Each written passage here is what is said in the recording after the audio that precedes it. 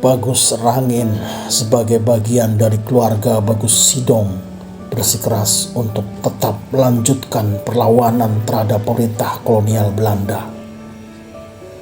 Walau dia sudah dihimbau oleh pemerintah maupun oleh kelompoknya, jalan yang ditempuhnya adalah tetap melanjutkan perjuangan membantu rakyat yang tertindas oleh para penjajah. Cita-cita Bagus Rangin tidaklah muluk-muluk. Dia dan pasukannya menginginkan rakyat terbebas dari penderitaan akibat wajib pajak yang tidak masuk akal, kerja paksa dan kesewenang-wenangan para cukong, para priayi yang sudah tidak peduli lagi dengan kesengsaraan rakyat, menghisap darah rakyat sampai sekarang. Perilaku para priayi yang sudah tidak peduli dengan kesengsaraan rakyat menjadikan Bagus Rangin bergerak memenuhi panggilan hatinya yang dianggap oleh pemerintah Hindia Belanda sebagai tindakan di luar aturan, di luar kebiasaan yang harus ditumpas. Pemerintah Belanda yang tidak menghendaki dualisme kekuasaan. Oleh karena itu, upaya untuk menumpas Bagus Rangin adalah upaya kolonial Belanda untuk mendominasi secara politik, ekonomi, maupun militer. Bagus Rangin telah banyak membela rakyat kecil.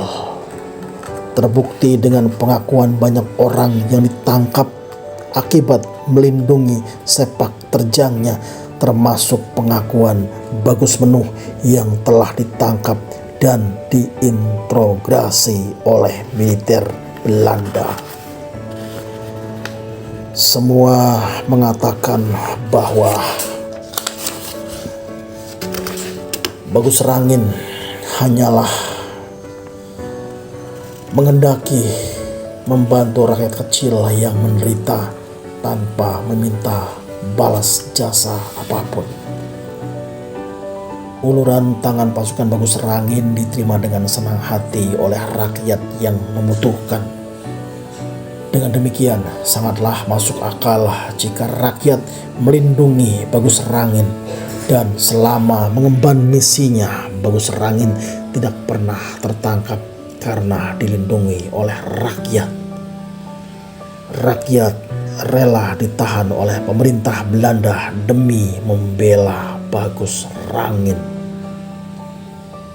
Yang diperlukan rakyat kecil adalah perlindungan atau hak yang seharusnya secara hakiki menjadi milik rakyat. Keberpihakannya kepada rakyat yang menderita merupakan senjata ampuh untuk melawan kebatilan yang selama periode kolonial selalu dilakukan terhadap rakyat kecil yang terjajah. Salah satu sejarah lokal yang belum banyak dikaji secara komprehensif adalah sejarah mengenai Perang Kedongdong atau Perang Bagus Rangin, atau juga Perang Santri, Babakan, Ciwaringin. Protes sosial rakyat Cirebon dari tinjauan Perang Kedongdong melawan tentara Belanda tidak sekecil yang diperkirakan orang. Penjajah Belanda di Cirebon sejak tahun 1802, 1818 sampai 1919 adalah peristiwa sejarah yang benar terjadi. Di Cirebon, Belanda melakukan penindasan terhadap Keraton Cirebon sebagai simbol pemerintahan. Para ulama Cirebon seperti Bagus Rangin, Bagus Rit, Bagus Jabin, dan Nairem melakukan protes sosial dan perlawanan.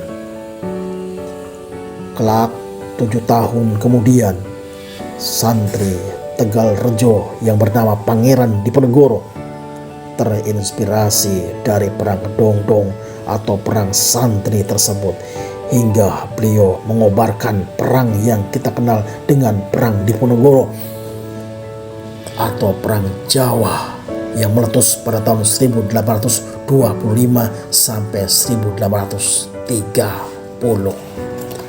Nah, para pecinta roman sejarah, itu adalah pengantar dari novel Rangin Laskar 1818 karya Kusyoto yang akan admin bacakan secara narasi di babak selanjutnya. Terima kasih sudah mengikuti kajian ini sampai selesai. Wassalamualaikum warahmatullahi wabarakatuh dan salam roman sejarah.